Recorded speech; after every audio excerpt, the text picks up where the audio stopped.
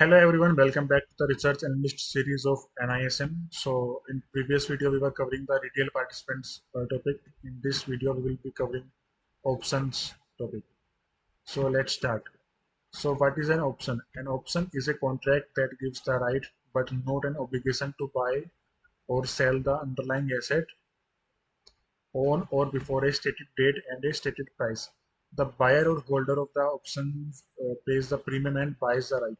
The writer or seller of the option receives the premium with the obligation to sell or buy the underlying asset if the buyer exercises his right. Based on the type of contract, options can be divided into two types. First one is call and second one is put. So what is call and put? Call gives the buyer the right but not an obligation to buy the given quantity of the underlying asset at a given price on or before a given future date.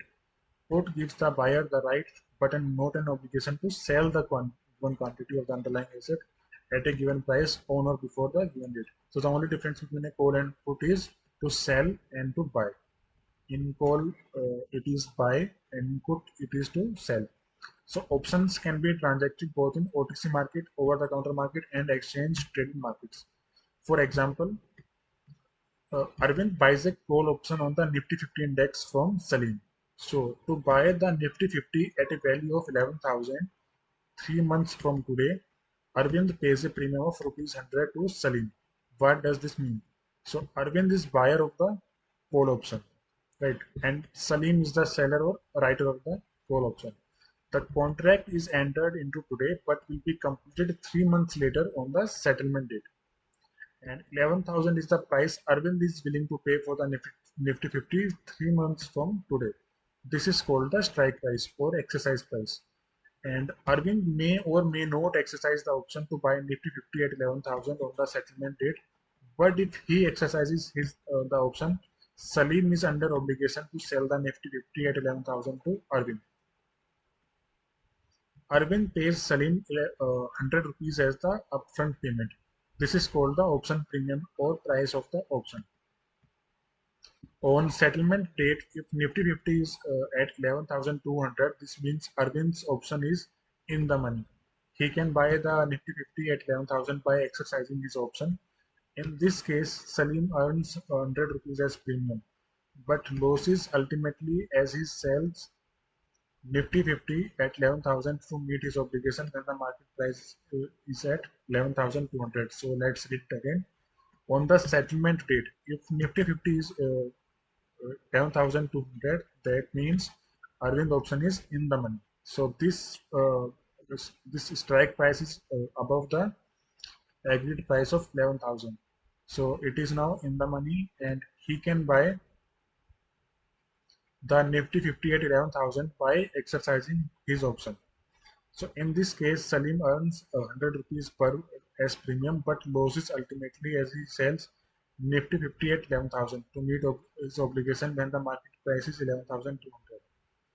So Salim is losing 200 rupees for this strike price, but he also earned 100 rupees as a premium. So he's in negative 100, right?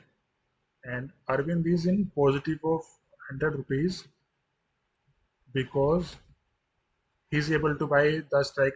He's able to buy the Nifty 50 at of 11,200 at the price of 11,000 by giving only 100 rupees as premium.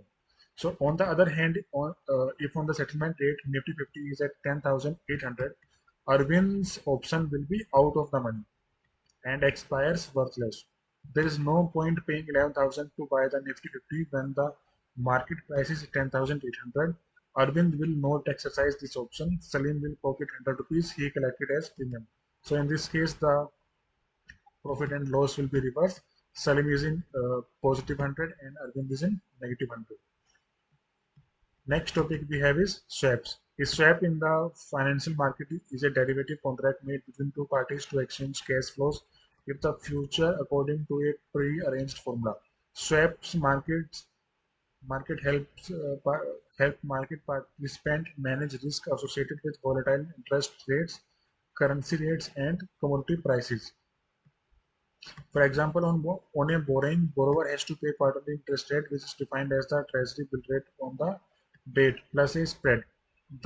This following rate interest payment means that the actual obligation of the borrower will depend on what the treasury bill would be on the date of each settlement of interest obligation. The borrower, however, prefers to pay a fixed rate of interest. He can use the interest rate swap market to get into the following swap agreement: pay a fixed rate to the swap dealer every quarter, receive treasury bill plus spread from the swap dealer every quarter.